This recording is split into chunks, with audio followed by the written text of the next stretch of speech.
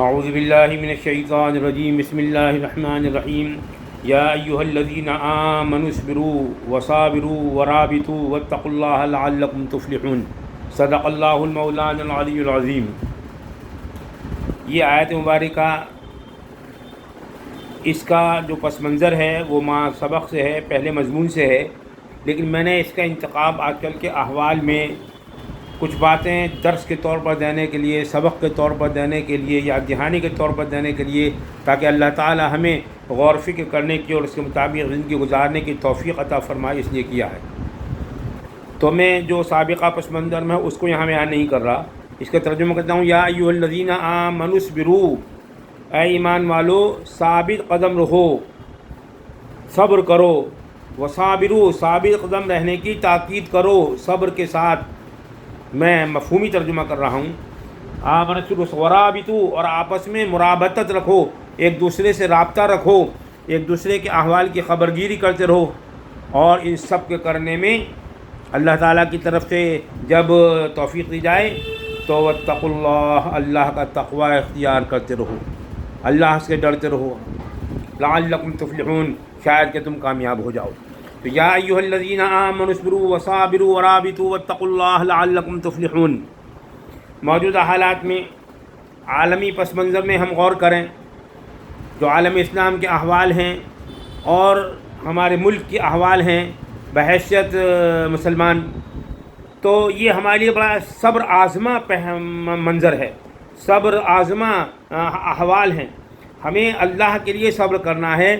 نبی اکرم صلی اللہ علیہ وسلم صحابہ کرام کے اسوہ مبارکہ پر قرآن کی روشنی میں اور حدیث کی روشنی میں جتنی تعلیمات اللہ تعالی نے ہمیں دی ہے اس کے مطابق عمل کرتے ہوئے، صحیح معنی میں عمل کرتے ہوئے، ورابطوا، حالانکہ یہ ایک اپنے سرحدوں کی حفاظت کرنا، سرحدوں کی نگرانی کرنا ایک خاص پس منظر میں ہے۔ اس پس منظر میں نہیں جا رہا، میں تو آج کل کے احوال میں، کیونکہ قرآن پاک جو ہے اس کے شان نزول کے اعتبار سے پس منظر اس کو کچھ ہی ہو، لیکن قیامت تک آنے والے تمام احوال کے اندر دستگیری کرتا ہے، رہنمائی کرتا ہے۔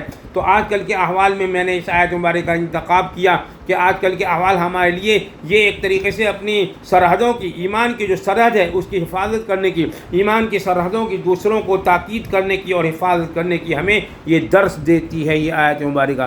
اے ایمان والو، اور خطاب بھی کس کو کیا گیا؟ ایمان والوں کو کیا گیا۔ اے ایمان والو سرحدوں کی حفاظت کرو۔ اب ہماری سرحد ایمان کی سرحد ہے، اگر ہم ایمان کی سرحد سے گزر جائیں گے تو شیطان ہم کو لپک لے گا۔ تمام شیطانی طاقتیں کھڑی ہوئی ہیں ہمارے ایمان کو کمزور کرنے کے لیے، اس لیے ہمیں اپنے ایمان کی سرحد کی حفاظت کرنی ہے۔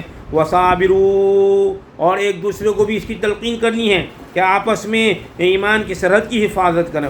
ورابطوا، اور یہ چیز کب ہوگی؟ جب آپ آپس میں ایک دوسرے سے رابطہ رکھیں گے، ایک دوسرے کے احوال سے باخبر رہیں گے، ہمارے بھائیوں کے جن سے ہمارے تعلقات کیا احوال ہیں، محلے کے لوگوں کی خبر کی رکھیں، اپنے دوست احباب ملنے جلنے والوں کے احوال سے باخبر رہیں، ان کو جس حالت کی ہمیں محسوس لگے ہم ان کے کسی کام آ سکتے ہیں، صرف اللہ کے لیے ہم کام آ جائیں۔ ورابطوا واتقوا اللہ، اور اس سب میں کرنے میں خشیت الہی، یہ میں نے واتقوا اللہ کا ترجمہ اردو زبان میں خشیت الہی سے کیا ہے۔ خشیت دو طرح کی ہوتی ہے، ایک خشیت تو یہ ہے جیسے ہم کسی موذی جانور سے، سانپ سے، بچھو سے، شیر سے ڈرتے ہیں، یہ ڈرنا جو ہے کسی بھی اعتبار سے جو ہے تقوی کے خلاف نہیں ہے، یہ تو ایک بشری تقاضے ہیں۔ لیکن جو خشیت کا مفہوم ہے یعنی اس کی عظمت اور جلال کی وجہ سے اس سے ڈرنا کہ وہ ہمارے تمام احوال سے باخبر ہے، ہمارے کھلے اور چھپے ظاہر اور باطن کو دیکھ رہا ہے، اور وہ ہے حق سبحانہ و تعالیٰ کی ذات، اس سے ڈرنا،